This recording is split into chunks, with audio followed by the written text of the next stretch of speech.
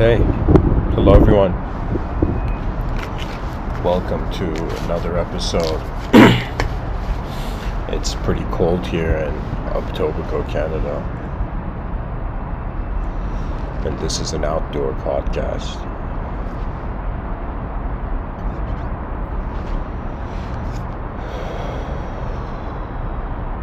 And so I haven't given these talks for a few days now.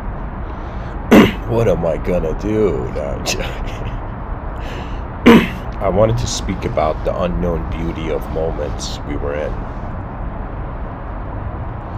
And I've written in the subtitle Mind's Power, but I wanted to share my view of how to activate the mind, what sort of value it has.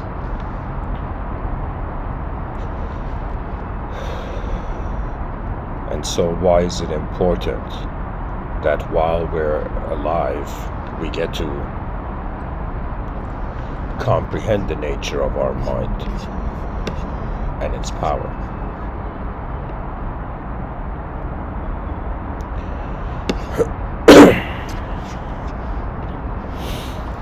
The initial idea of the unknown beauty of moments we were in, it's just this idea that a human being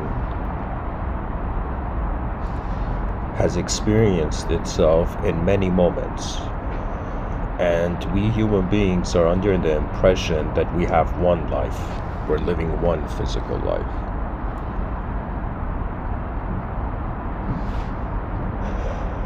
But in actuality, there is one existential life where the existential biological system is continuous to itself. But when it comes to the human mind, when it comes to the experience of our psychology, the brain has a sort of rhythmic reset to it. And so what I mean is that in various moments of our lifetime, our brain has simulated senses of self. We have experienced those senses of self, and we have gone through the moment of becoming new people in the days after.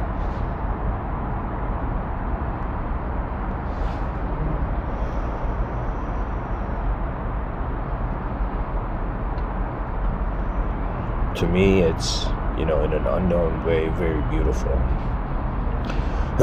How many different moments I have existed in. And in how many of these moments I felt that the moment was more unknown than known. There's this thing where they say if you stare at someone's back, like for a while, that person will notice and suddenly turn around. They will get a sensation, a sort of feeling they're being watched. And I have felt more and more as I have given these talks that every day of my life, as much as there are known variables that are in my awareness and consciousness, that there has been an unknown feeling, a feeling of being watched by that which is unknown. Now, I have tried to make sense of this for myself, this feeling of being watched by the unknown. And there were moments where I said to myself, maybe human beings are ants, and there's like higher dimensional beings looking at these ants, just like a human being looks at an ant. What sort of ant could the human being be that it is being watched? Like, there's been that sort of idea. There's been even the feeling that I have been, like right now, even as I'm doing this talk, it's not hilariously just the timeless spirit of our ancestors that watches us, In certain traditions, it is the case. It is, to me, it feels the unborn future. It feels like everybody who is alive and everybody who will be alive in the future, we're all waiting for something, and we're all watching the same point. To me, what a world is the multidimensional object of meditation, of poetically, 8 billion multidimensional points of intelligent being. All human beings, like really, this is what survival is, are meditating on the world. We all start off with a single pointed attention to how our existence moves and our mind notices it. When it comes to our body was born. We are unconscious of this, but at the time of birth. But as the child grows up, the moment its individualism is established, we are not born as a thought. We enter the room as a thought. We awaken into our psychology rather than being born into it. Which is another way of saying that our existence is something primarily involuntary, in the involuntary hands of nature, right? But our conscious identification with our own sense of person is a choice, and really how we become people is that we choose to be. This is very important. A biological system on its own, there's an existential level to life where existence is just there, right? But then there's all the instances where this existence is experiencing itself, and the fascinating thing about the mind and the body is that they lead to two different productions. The body, how would I say it?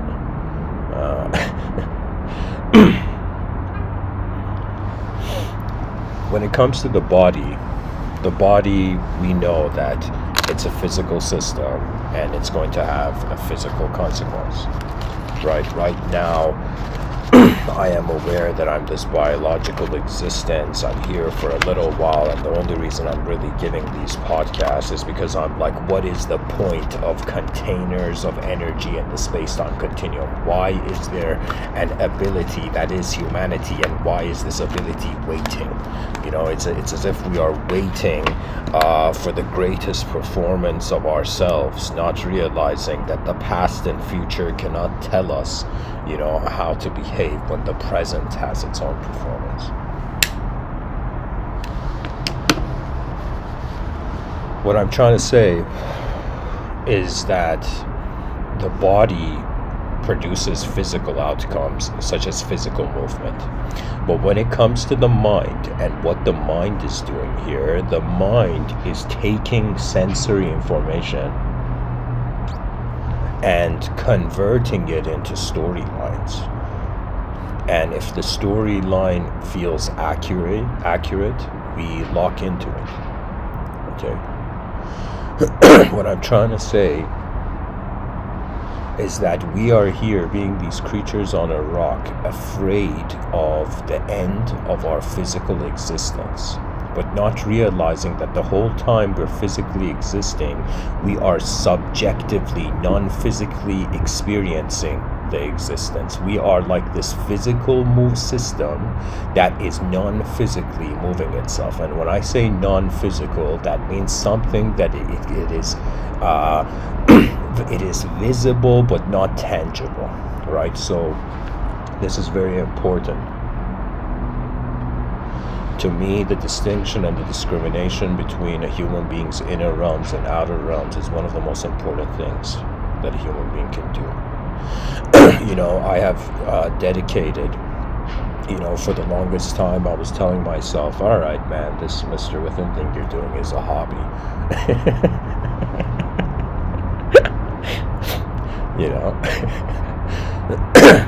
Telling myself this is a hobby, and then I realized that the human species has an inner potential, and not all phases of history are about physical changes.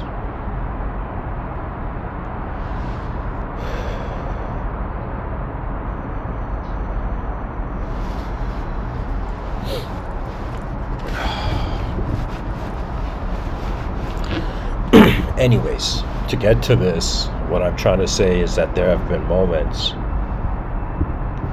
where I have wondered how the moment is being here.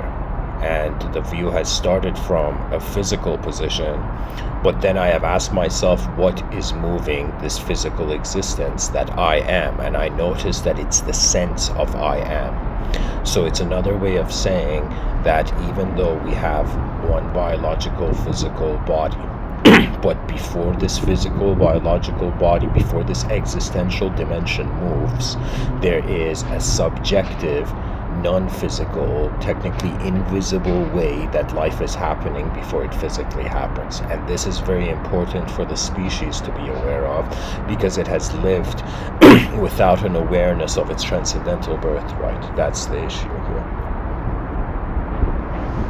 We have reached that point in history where the species cannot ignore its abilities in multiple dimensions.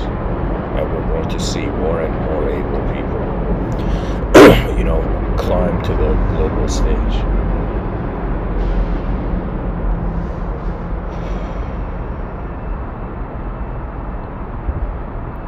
The nature of the mind is that it's finding its experience of humanhood in a domain where there is more freedom. The concept of failure and success is very beautiful, simply because it suggests the failure, success and failure are relevant to the outcome in the existential dimension. What that means is, in my mind, behind my eyes, I'm this individual in history who's like, let's build an advanced civilization. I can envision it to some degree, but this is behind my eyes, but in front of my eyes. In front of my eyes, it's as if something that is possible behind it is not possible. It is waiting.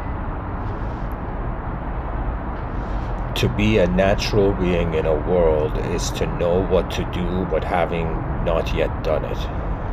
To be a human being is the case.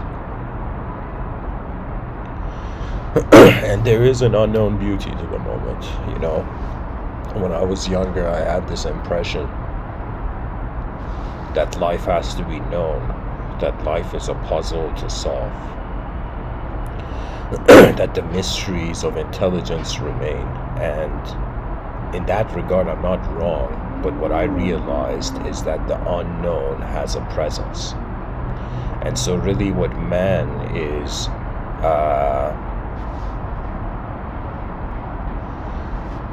call it destined for, expected for, designed for, what mankind is here to actually do is to learn to live with the unknown. All the other species on this planet, their minds are being controlled by the ecosystem. The ecosystem, the environment the creature is in, is its knowledge. And most people, they don't go through an analytical mode of perception. And all they do is that they get comfortable with the routine of their lifestyle. And discipline is important. I'm not telling people not to be a samurai, but but what I'm trying to communicate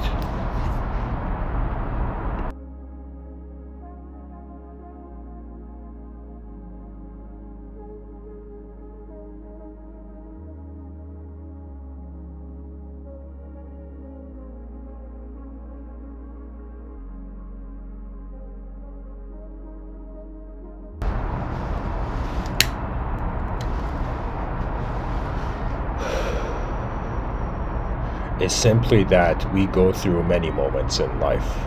And what's remarkable that in all these moments of life, all these instances of brain simulation that this attention of ours tunnels through,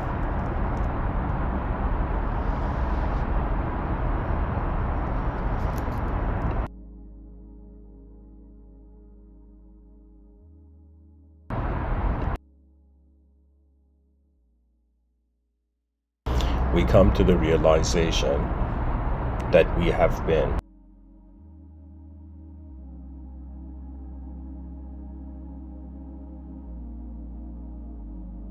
the closest to the complete watcher of our life. And it's just that the human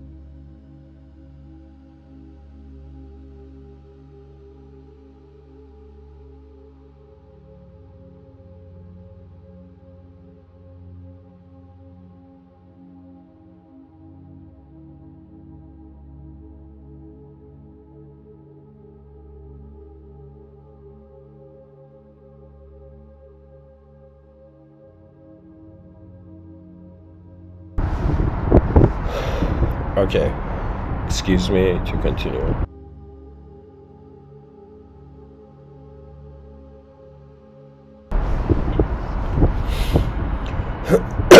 Okay. Anyways, where I was going with this is that this creature that thinks it's living one physical life is actually living a multidimensional life. There's multiple dimensions to this life.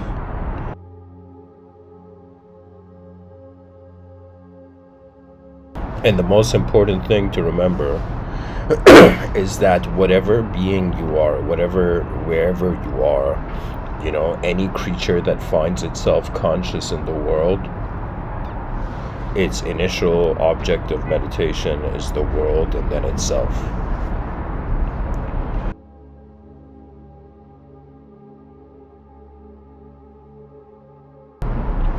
And what's incredible is that as we learn more about the world, we simultaneously learn more about ourselves.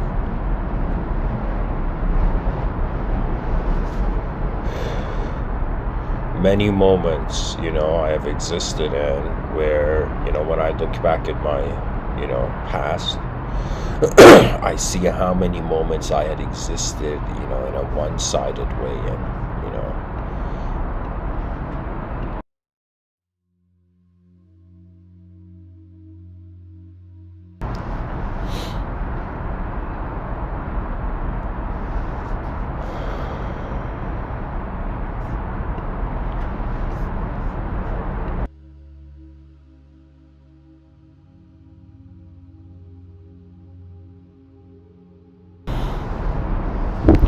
to me, the mind has a non-physical purpose. The mind is the closest thing to a non-physical organ.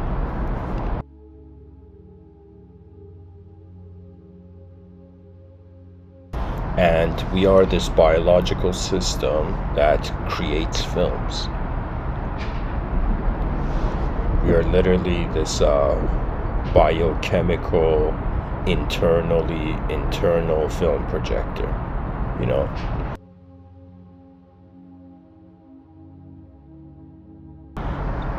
Right now, as I'm giving this talk, there is the physical dimension of my existence. And then there's my initial just viewing consciousness starting from my eyes.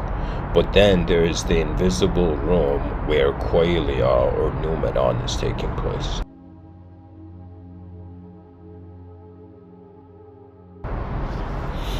Right now, what is moving the moment is non-physical first, and then physical.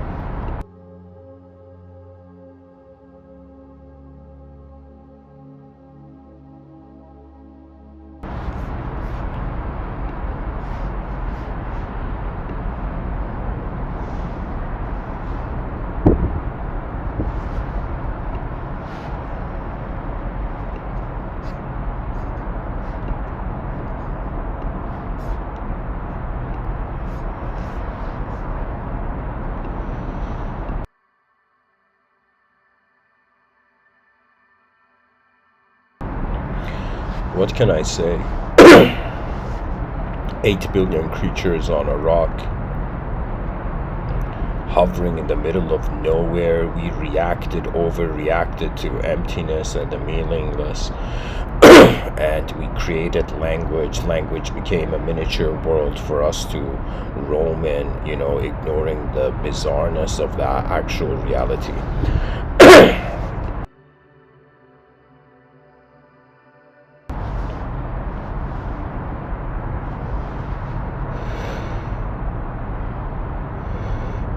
And so, as creatures, when we look at all the different species on this planet, and we asked ourselves who, out of all the species on this earth, should be responsible with marching into the unconscious.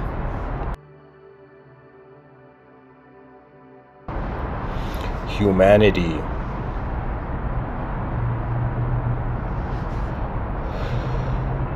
is being moved beyond human forces.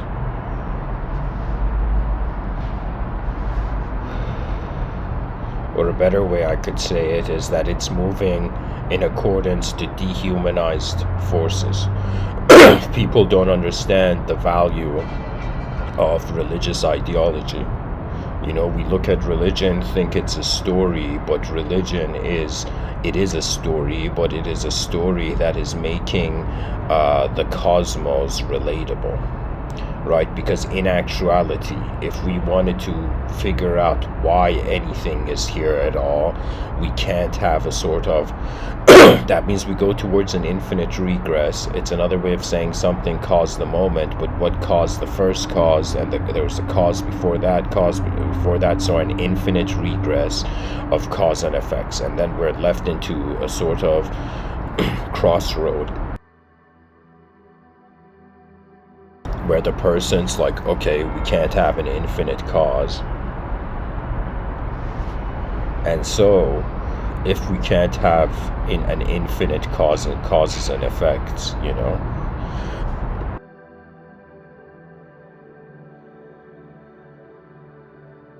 when it comes to intelligence, human intelligence, it can be said we take a foundationalist approach, which is another way of saying that the world is a cause and effect, and there was a starting point, but the cause cannot be explained in terms of the effect. This is a foundationalist view on the infinite regress. Or we could take a coherent approach, and in the coherent approach, rather than something horizontally being cause and effect, life is so interconnected that it's the presence of the whole network that is suggesting parts of it being caused. So it's another way of saying we are either in a world where there is cause and effect, but the initial cause is in an incomprehensible dimension, or we are living in a world where everything is happening as a network prior to the separation of cause and effect, which is another way of saying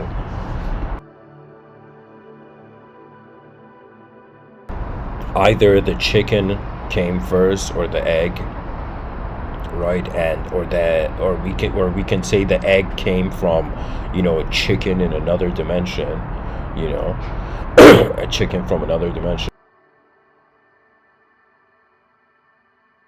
Or we have the view that the chicken and egg had to simultaneously emerge. I feel the idea of simultaneous emergence is going to be huge. No, not now, but maybe in a couple of years from now. Everybody's going to realize all the things that were in a cause and effect relationship. It could be that there could be a simultaneous cause of a network.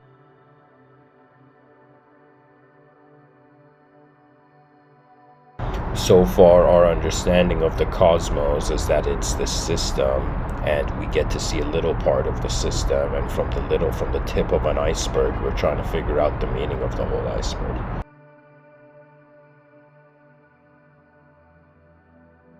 Human consciousness is like a sample of the cosmos.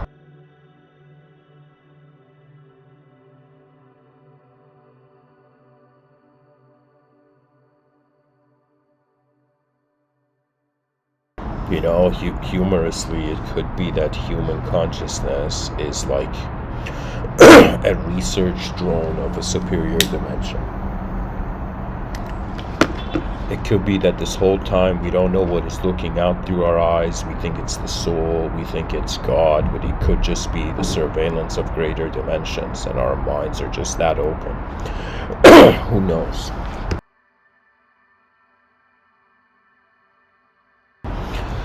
What I have come to realize, what of value I can share in this episode, is that whoever you are listening, we're in a system where everybody starts off knowing things, but we're all headed for the unknown. And what really spirituality was intended for, you know, truly, is that the mystic is that human being who is realizing all these creatures playing around in knowledge in the garden of existence will eventually come to a moment where everything they have held, physically and non-physically, they must let go. And it's this view where after it's like life has given you everything, and then at the end of life, when life is taking everything back, it's like the person doesn't even have a sense of self. You know what it is? It's kind of like being a character in a game and trying to finish the game. And then the person sitting at the computer screen stands up from the video game console.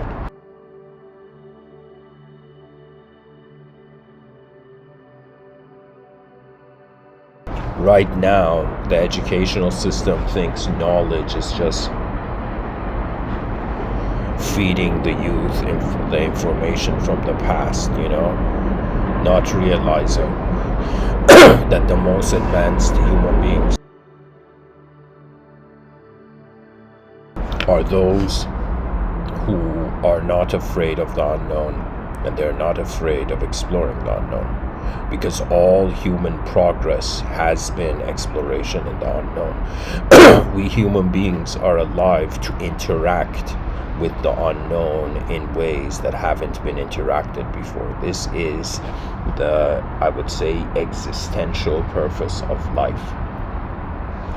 You know, a poet one night looked at the stars and the moon and shouted at the cosmos, "Why have you opened my eyes in this world? Why have you brought me here, O karma of the realm?" You know? And it's as if, you know, the individual's waiting for an answer from the lords of karma, only to realize the lords of karma are waiting for the performance of humanity.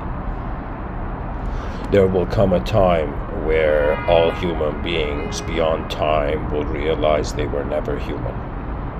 And this is not something to fear, it is something to utilize.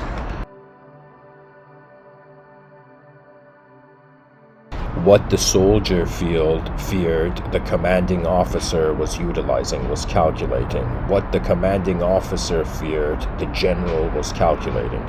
To every human intelligence that is here, based on your attitude to this life, whether you choose to be an ally to this realm or an opponent.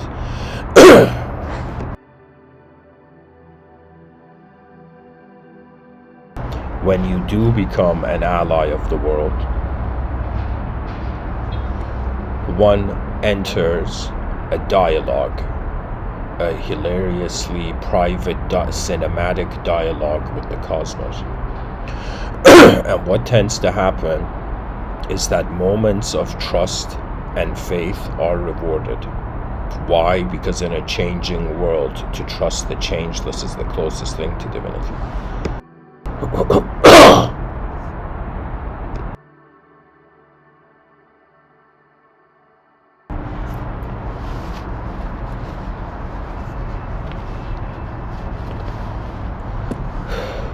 So ultimately, we're these creatures, we're in this situation of the world. We start off being educated in known past events. But eventually we will reach the path less traveled by. We will find a moment in our life where our consciousness cannot familiarize itself to.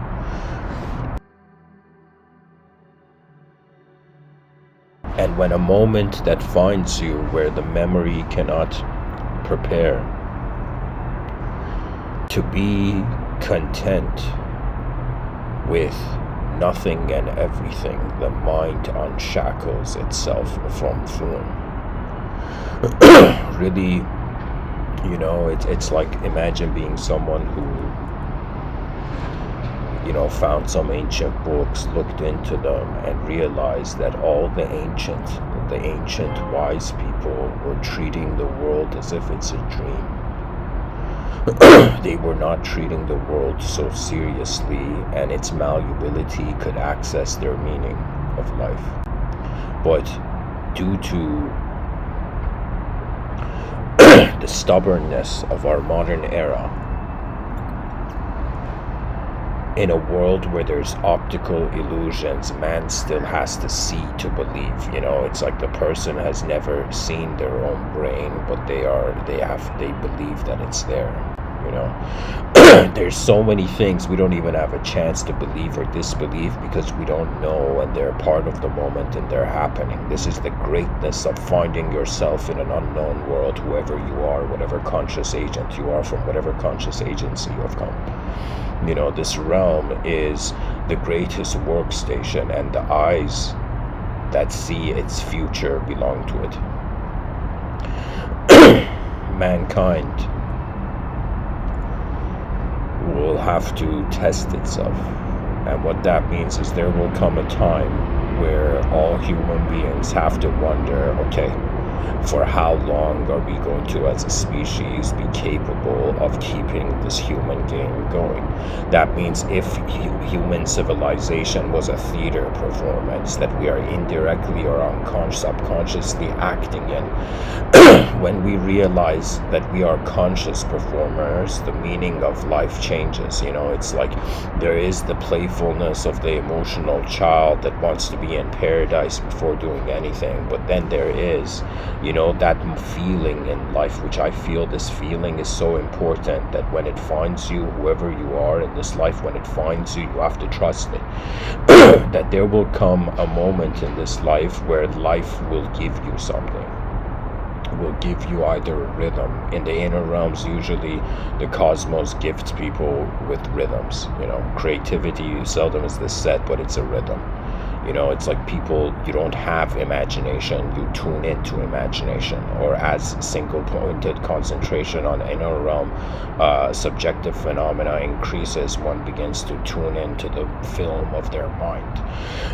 Pretty much what I do, at least in these Mr.Within talks, is that there's a physical, I consider in front of my eyes, that's my outer realms, behind my eyes, that's my inner realms. But when I begin speaking, it's like naturally, as a stationary podcaster, somebody who's sitting in front of the computer talking, it's like my body is not moving, but something still is moving at the moment. And when the more the body is still, the mind begins to move. As the mind moves, one begins to see that the body is rhythmic. So one's access to their own inner realms comes through rhythms. You can try this out with inhalations and exhalations. Usually in the inhalation, thoughts kind of pause, and in the exhalation, thoughts kind of flow.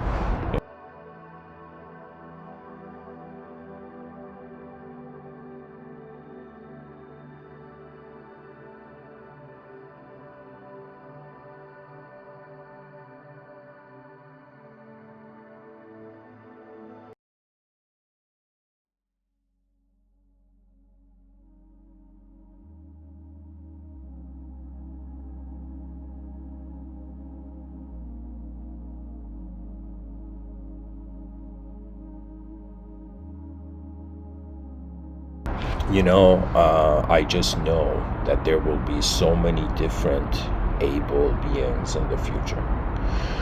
There will be so many different types of human beings that will look at the world in ways we have not looked at, that all we can do is be the compassionate, doorman, holding the doors of the art gallery of life open to the future generations. Really what this world needs is that I actually have this feeling deep down that people don't want to get helped.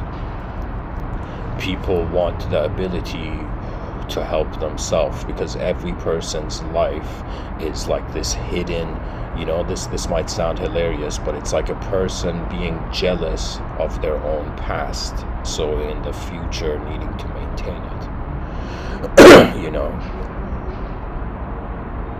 We're living at a time where the psychological influence. Or think of it this way: Maslow talked about, Maslow's hierarchy of needs, this pyramid to survival in society, sociological view. And so human beings need to get through their physiological needs, then need to get through their psychological needs, emotional needs, and eventually reach a certain point of self-actualization. For me, when I ask how does the body of the person orient, and the body has this intelligence within it that it adjusts to the environment. So our body already knows how to learn from the environment, but when it comes to our mind, the human brain starts off copy pasting behaviors.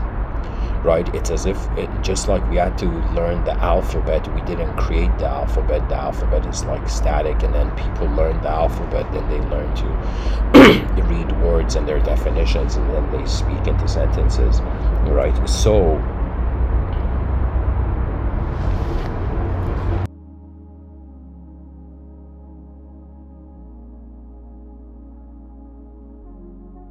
it's like every person psychologically, based on the culture they're in, their own ethnocentrism, it's as if we are learning an alphabet of behavior, but this alphabet of behavior was created before us. To me, culture is a behavioral language, and this language is learned. And when people enter a new culture, what do? Right? They try to do activities in that culture. It's honestly a program. As a bilingual individual, as a person between two nations, I could totally tell people, like, it's honestly a program that after some point we're going to realize the human being's intelligence is so capable of working with archetypes, right?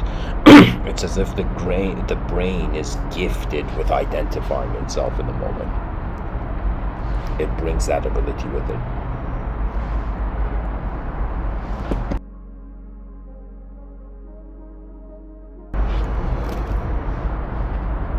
So there are behavioral languages.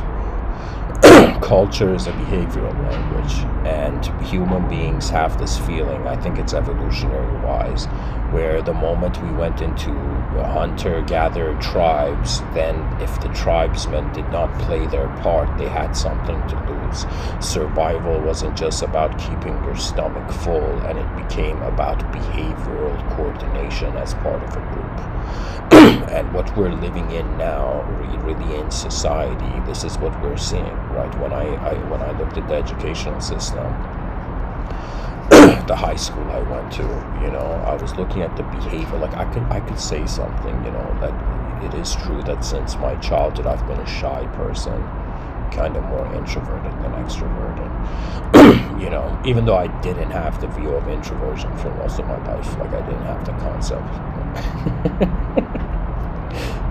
I was just like, what's wrong with me, And then imagine realizing Carl Jung had explained it. But really, anyways, what I'm trying to say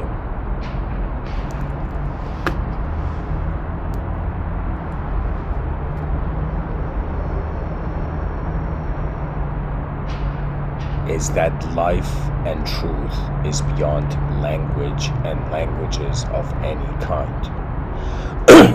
The Buddha was born at a time where he realized another way where we can say think of it this way: there's unconscious behavioral languages called culture, and then there's conscious behavioral language which is called ritual.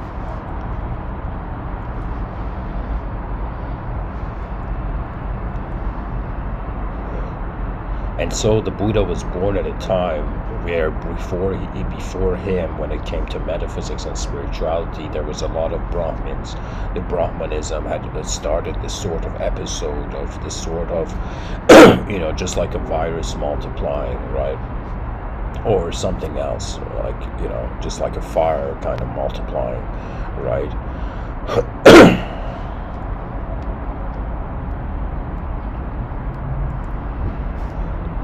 People were caught into a ritualism towards access of truth.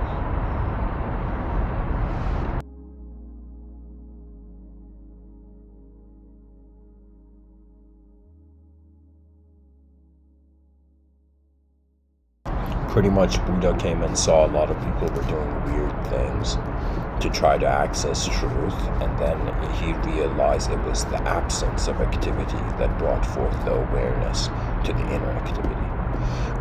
Dear viewers, there will come a time where all the archetypes we have conditioned ourselves for, they're going to feel hollow. And the species has to train and practice with the unknown. That's the biggest thing.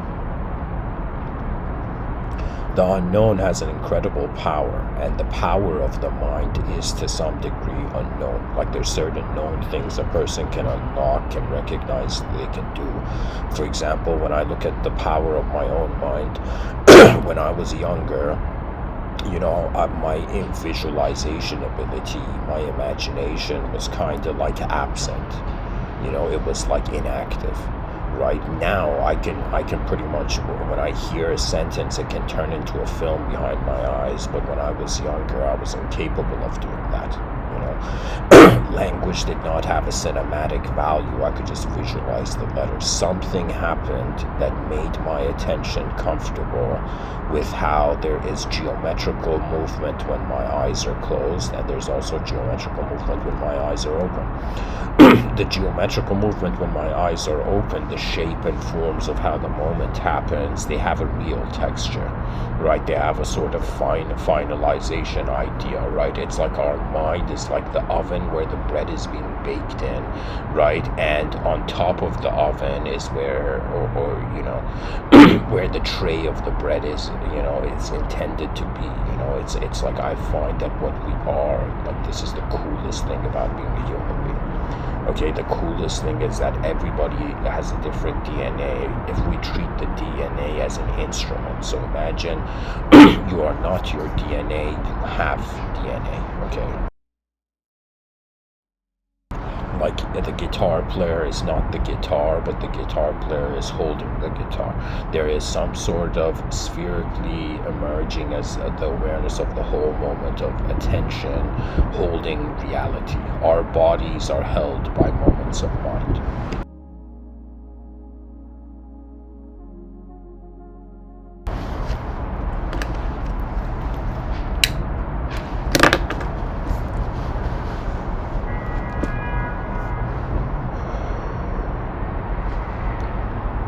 So if your DNA was like an instrument, imagine somebody's given you this instrument that has never existed before. You're the first person ever to play it, and you have 100 years to see what sort of melody you can create with the instrument you're given.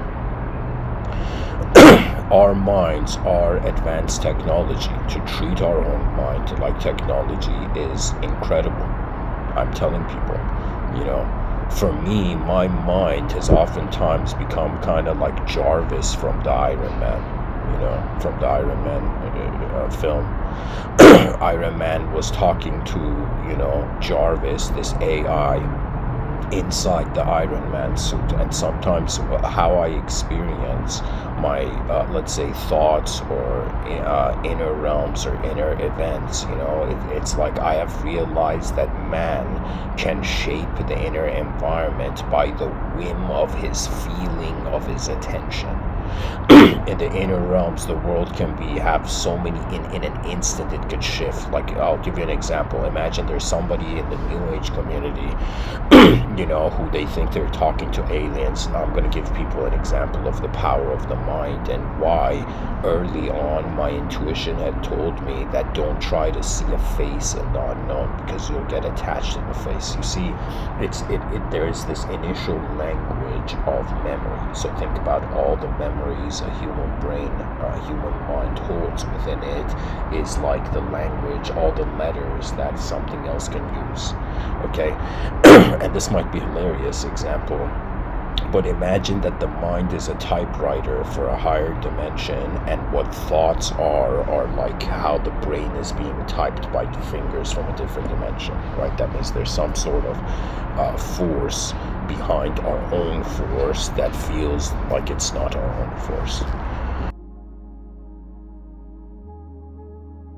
It's kind of like the spirit of the world and the spirit of the individual are being the same moment.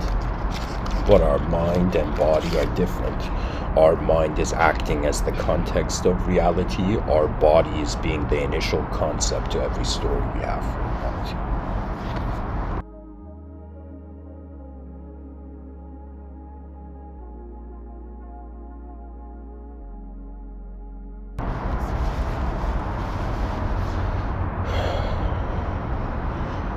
So what ends up happening, right? As someone who has sought to figure out what's actually happening to intelligence on this planet, and the conclusion of what is the power of the mind is that in the outer realms, a part of the power of the mind is going to all the ways the physical body can move. Somebody doing a backflip, that could be considered power of the mind. But a percentage, a part of like imagine 1/3 of the mind's power is leading to the body's movement. Now imagine 1/3 of the mind's power. It is not just planning, coordinating, like the brain's not just looking, like imagine somebody's gone for a walk in the morning, right? The brain's not just calculating and preparing, all right, is there a ditch? I'm going to dodge, like I'm going to step here, step that, go press the light, like all of these things, right? The brain is doing calculations when we're physically moving. Or as so we assume.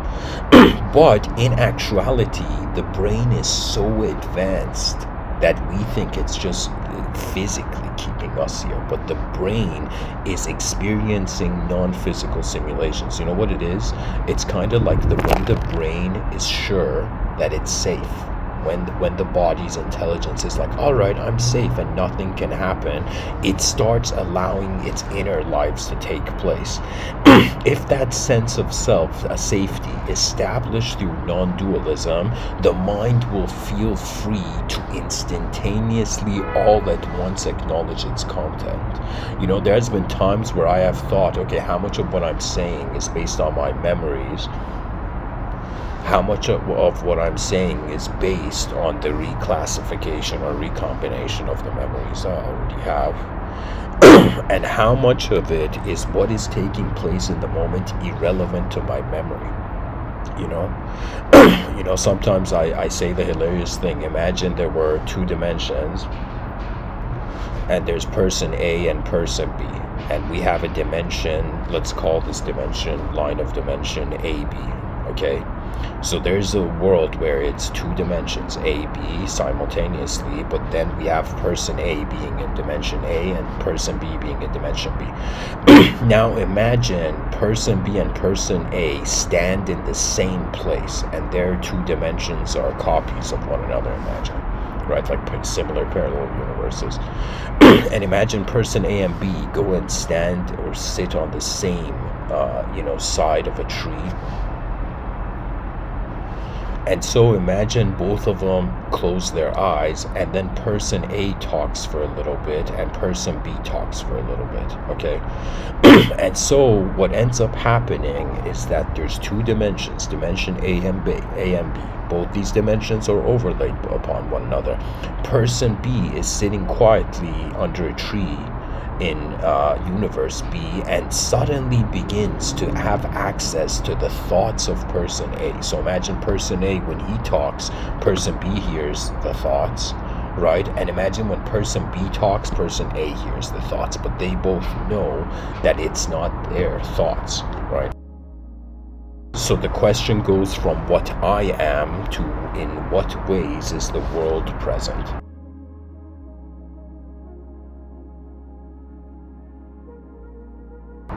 That's the thing about self-enlightenment. When the person realizes there's a freedom beyond the self, then the freedom of the world remains.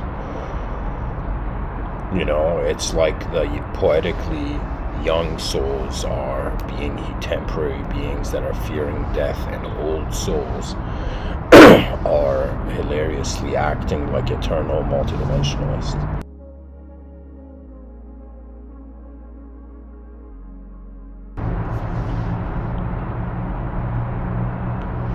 There is a side of beauty that is unknown. And there's ways that the moment happens that the person has to wonder how much of this is because of my psychology.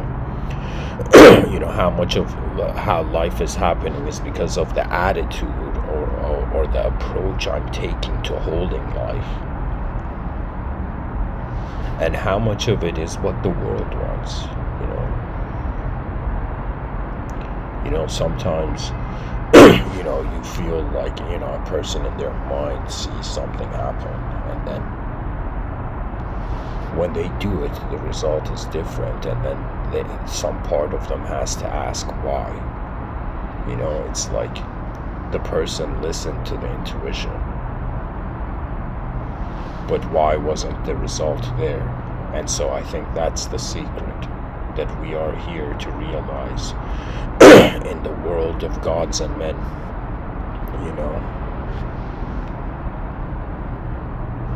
that the unknown will of truth transcends an idea.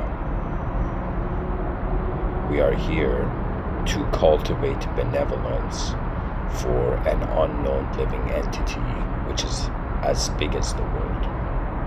We are here to love reality. But not love in a one-sided kind of like, this is my idea of love, I'm gonna love like that, not that sort of love. But kind of like a love where we are honoring the presence of conscious force. And the species has gone through so many obstacles just for us to have freedom of speech.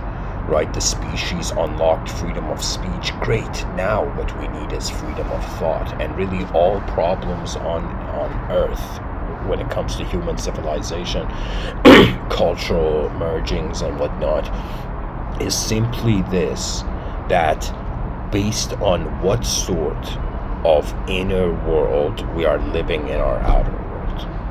It's all come to that.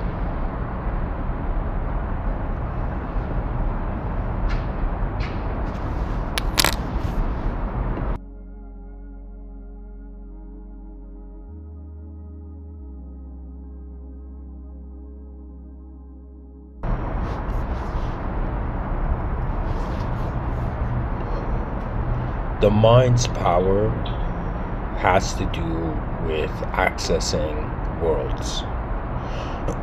When I think about the body, what is the purpose of the body? The purpose of the body is to maintain itself to some degree.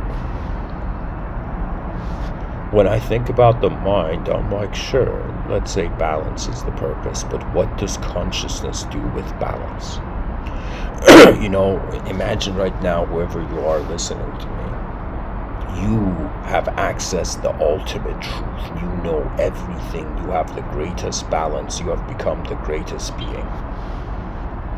Imagine whoever you are listening, a blessing had come in the moment and you have become the greatest being in the world.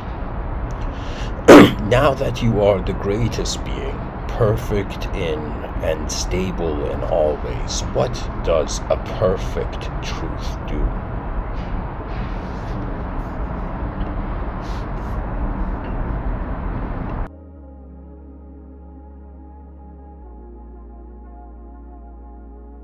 Who knows, somebody in the future may be listening to this talk who has next level ability,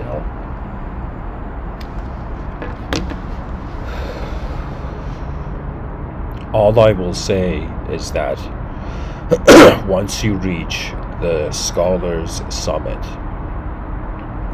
whoever you are, you will realize that ability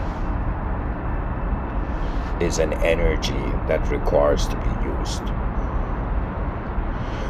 We are this intelligence that has a one-sided personality-based relationship with itself, but it's simultaneously here to be an energetic part of the world. There was a time where I felt I was this, small nobody, not like that small, but like I felt like nobody, right? And then, I took this attitude. I'm like, wait a minute, I am not being nobody. I am being a part of the Milky Way galaxy right now. I am being part of the presence of this universal sector. I am being a part of the universe, Literally, if literally, if, let's say, an extraterrestrial, let's say I was walking, in the park and an extraterrestrial just landed, and the extraterrestrial landed on my shoulders, Imagine the extraterrestrial was like, standing on one leg on my shoulder as I had gone for a walk in the park, right? Technically, that extraterrestrial is standing on Earth. What I'm trying to say is that hilariously in dehumanized states of perceiving the human being, we can never be alone. And we are the world. But in the humanized perspective, we have an opportunity to be in the world, and the value of being separate from the truth of reality is the ability to do something with noticing that truth, right? It's kind of like sometimes in mystical texts, I've gotten this sense for the Bhakti Yogi, that the Bhakti Yogi is in a nostalgia of divine union. It's as if we are these very advanced beings and we have come to a very, let's say, a not advanced place. And so this advanced being has a nostalgia of an advanced place. It's like hilariously heavenly beings on Earth wondering why they're here. To me, it's, rather than heavenly, it's more like advanced beings. Human beings are very advanced. It's just the scale of our comparison,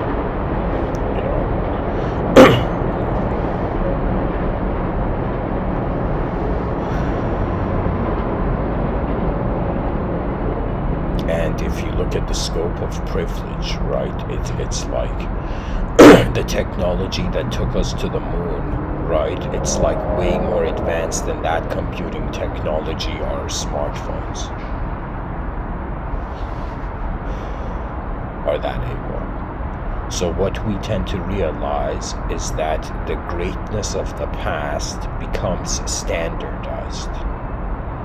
It becomes the normal of the future. And it could be that now, I'm that person in history being like, why is nobody talking about an advanced civilization here?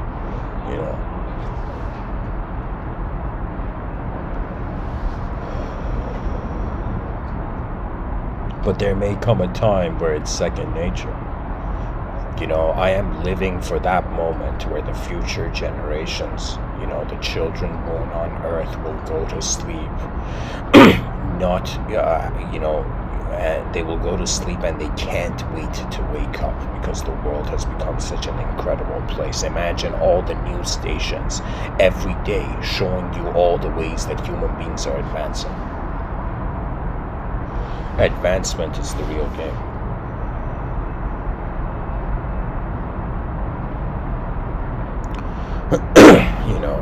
And why do we show presentability?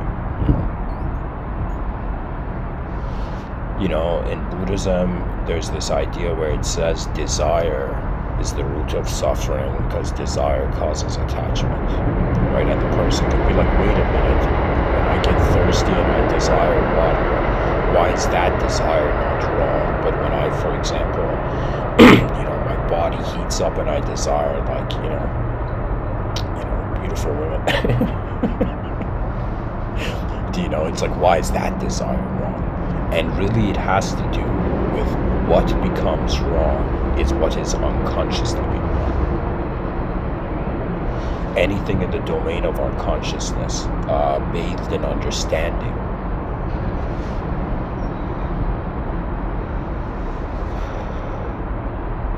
anything we don't understand, it's pretty much, Carl Jung said it. He said, unless you make the unconscious conscious, it will direct your life and you will call it fate. And so Buddha was trying to make us aware of all the things directing our fate, that by bringing it into consciousness, we can be instantaneously detached from patterns of behavior that let's say have defined our lives. Because the question comes, what's the point of the free will? What's the point of, sure, there's a creature here, nature's artwork, evolutionary animal getting by, but why did the evolutionary animal evolve for 4.5 billion years? To become conscious that it's suffering, to become conscious that it will die one day. Pretty much we have awakened to our endings. We have the beginning is a suggestion of the ending, right? So the question, the individual is what's the point of nature going through the task of 4.5 billion years to create a creature that is doing the same thing as, imagine, a bird and a squirrel? We're here for way more advanced activity than anything animals have done, including ourselves. We are here to recognize that we, as one of the only species on this earth, we are the closest species towards not just transhumanism, but I would say towards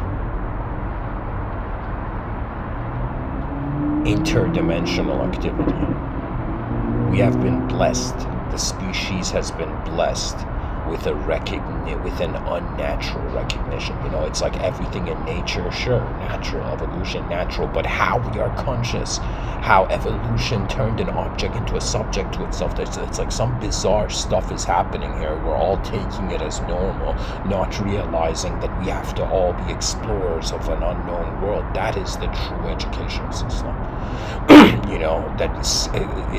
It's like sometimes I wonder, of course, when a person looks at, the privileges of the capitalistic system, you look at the history of money, you look at pretty much, how civilization has organized itself through currency. Right, but on another level, we also see all the human activity, that has gone to the maintenance of a life that is not the intellectual capability of the individual. That means how many human beings right now are acting as gears of a machine, not realizing each one of them is an advanced machine of their own. Because really, this fear of the machine and the spirit, right, it's a foolish fear. We're going to realize pretty much the human species has gone into the game of unnatural effects of natural causes. So what does that mean? That means, what was natural was just the earth being here. Then creaturehood happened. Okay, the geometrical design of limbs, to me this is still bizarre, right? People are like, yeah man, it's just, it's like, we were a creature under the sea, a fish stepped onto land, the fish grew legs, it's like, who knew how many fish had to die before that could happen? But right, but to me the fact that in outer space, just take it that the world does not owe us geometrical explanation, right? The biggest bizarre thing about the world is how it has any shape at all. To me, this is the fascination. The world has a shape. We're in space. We're in space and reality has a shape, right? And so the bizarreness of not just cosmic inflation, how in a very short time period the universe cooled down and all this geometry appeared, right? But it's like it's like a series, it's like a natural, like imagine a sculptor takes this giant piece of rock and is sculpting it, right? So it's like this natural being going through unnatural sculptings, through unnatural filters and transitions, right? So I would say if nature, what natural meant before creaturehood was just the earth, the ability of creatures to move on the earth was an unnatural event. Okay, now the next unnatural event was consciousness to the creature. that means more bizarre than how a creature even had a geometrical position in the void, right, is what happened to that geometrical position, right? So these are all unnatural interferences, right? So first unnatural thing, creaturehood, limbhood, right? Then the second unnatural thing, it's the awareness to creaturehood. Then the third unnatural thing was language. The creature was like, I'm gonna be these symbols and sounds from now on, and anybody who says these symbols and sounds, they're talking to me, until the person, searches their name on Facebook and realizes the millions of other people who have their name.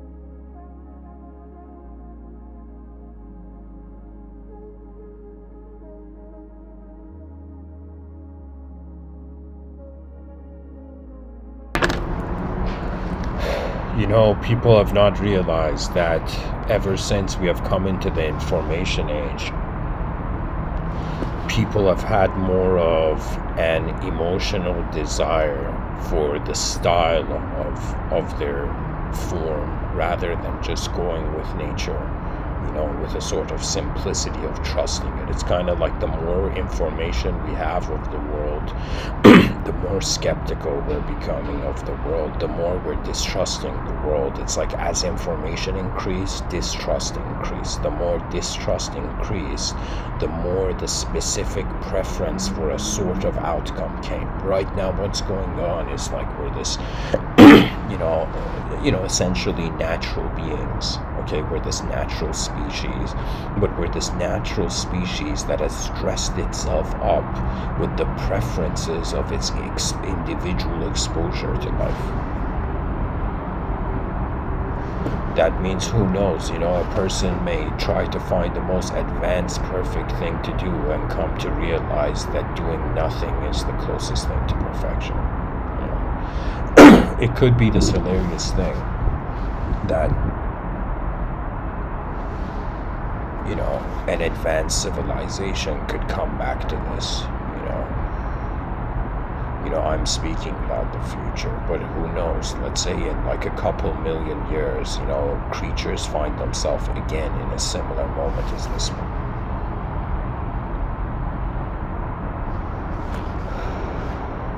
And the nature of reality is so bizarre that based on the speed of light, time slows down and speeds up. That's the world we're living in, dear viewers, where our experience of reality can be contained in time, but what the nature of reality is surpasses in the relationships of light and space.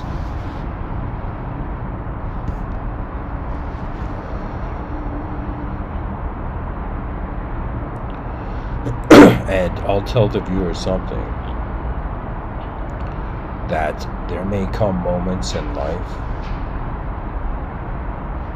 where things happen without a reason, and the person could try figuring out the reason and will come to realize that life is waiting for trust in the unknown. Because what else can we do? What else can a creature of, let's say, perfected knowledge, of complete knowledge do? It's like, what would a being that knew everything do? It's like the being would have no reason to do anything because it is being the knowing of everything.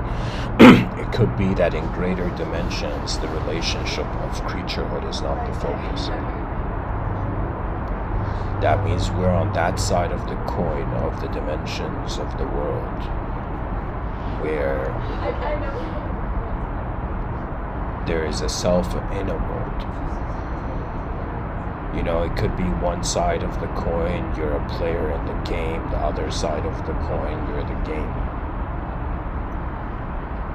You know, who knows? Imagine after this life, you know, for me, I've heard that people say, you know, those, you know, you could find this online, people who've had near-death experiences, they experience their whole life rewind like a film. Now the question comes, from what angle is the person seeing the film of their life rewind? Imagine you see it from a third person angle. Some of my memories, I was in the memory, but I wasn't, my memory of my own memory was not in first person. Sometimes it's in third person.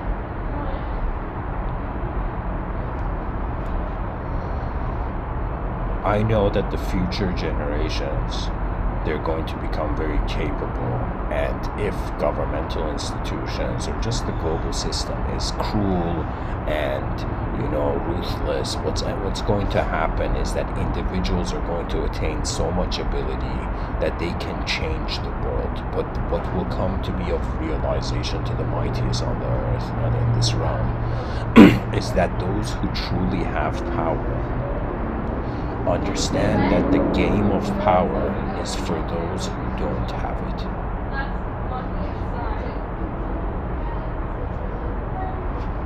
Those who don't have power must show that they are powerful. It's like in the code of their mind. But those who have power, they're not looking for power.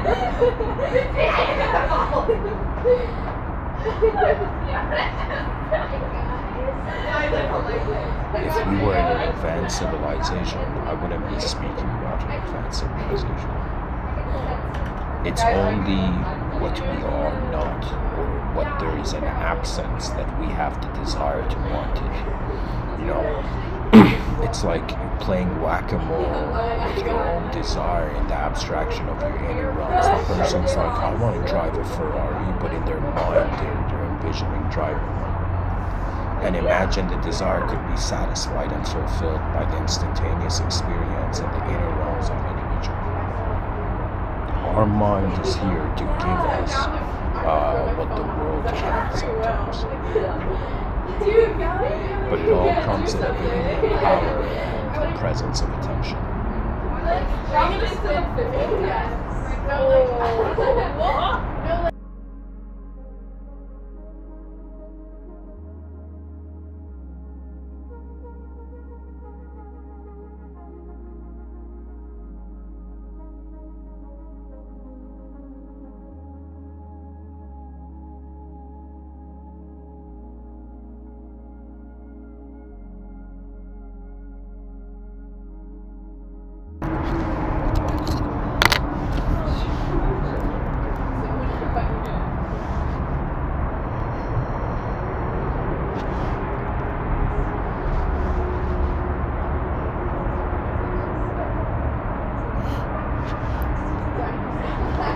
I guess what I'm trying to say in this episode is that there are moments in life where we may know our ability, we may know our power, we may know even what we have to do. But to realize that the moment has an unknown angle, that there are ways our eyes have not opened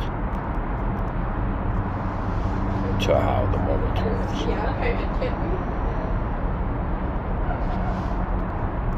From all the ideological simulations in the inner realm, and from all the existential, let's say all the experiential simulations in the inner realms and the existential outer realms, eventually As beings, we will come to terms with worldhood.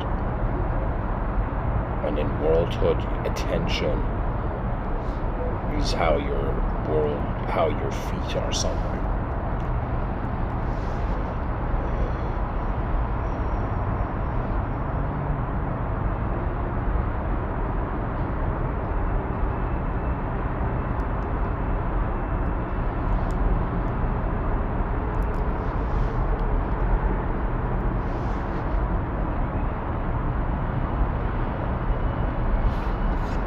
And you know, whatever arguments I find,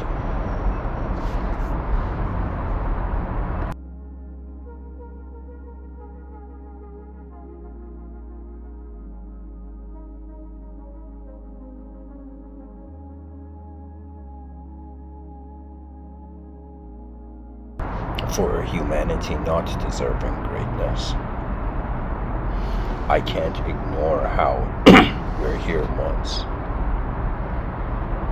You know,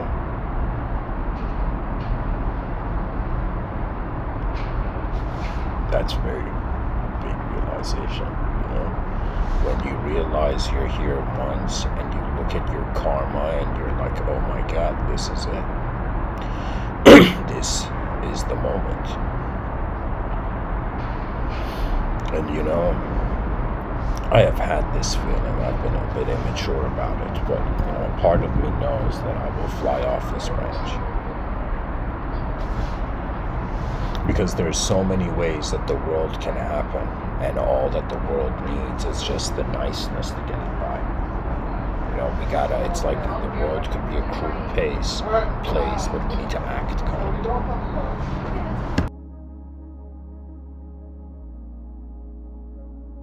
The world could be a very inefficient place, you know, where we gotta act efficient. We have to be the advancement of the world when we can move in it.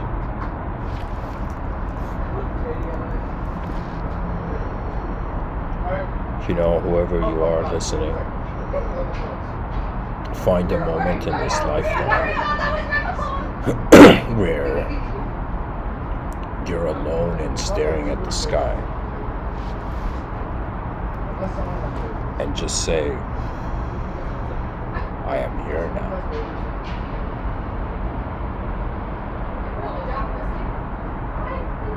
May the greatest performance of humanity begin. Thanks for listening, dear viewers. Rise, mankind, rise.